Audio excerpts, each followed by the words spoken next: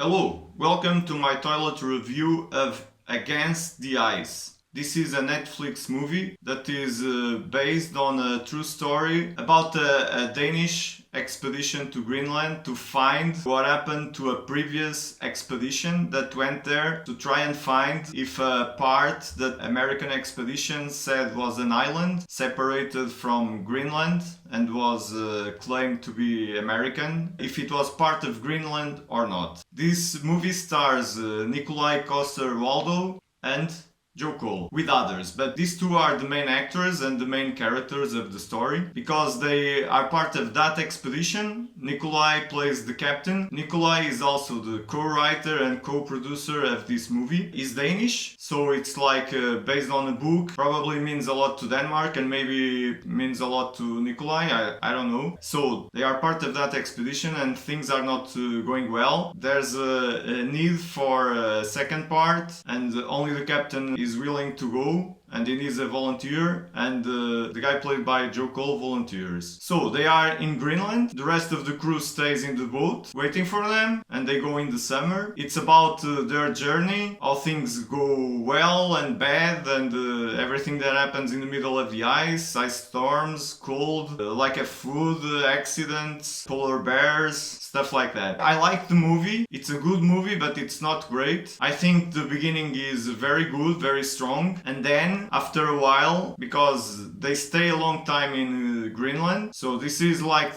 probably a spoiler if you never heard about the story, but it's not a spoiler because it's something that happened in 1910. When they get back, the others were rescued because the ship was damaged by ice and they left a hut for them with food for like 1 year. And they stay there 2 years, and when they get back to the hut, that's when the movie kind of stops and slows down and is not as good because it's only the two of them playing against each other.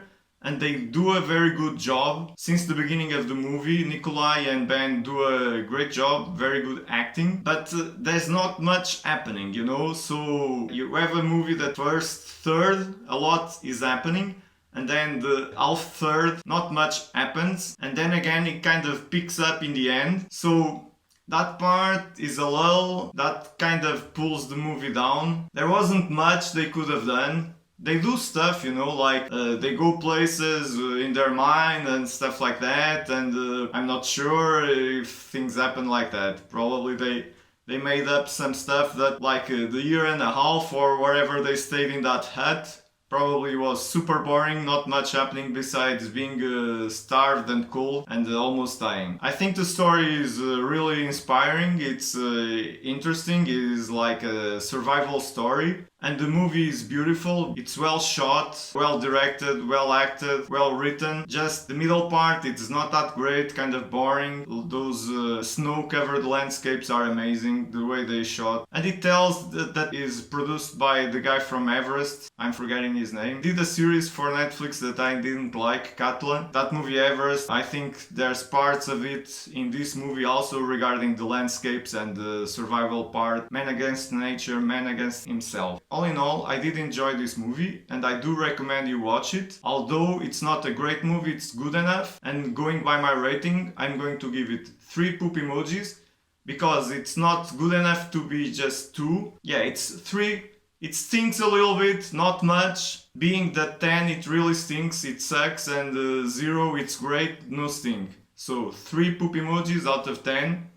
And now I need to flush. Ciao, ciao! Limpar a cozinha agora. 1, 2, 3, 4. Apesar de serem 3 poop emojis, preciso de 4 folhas, com certeza, porque foi daqueles poop emojis que sujam um bocado.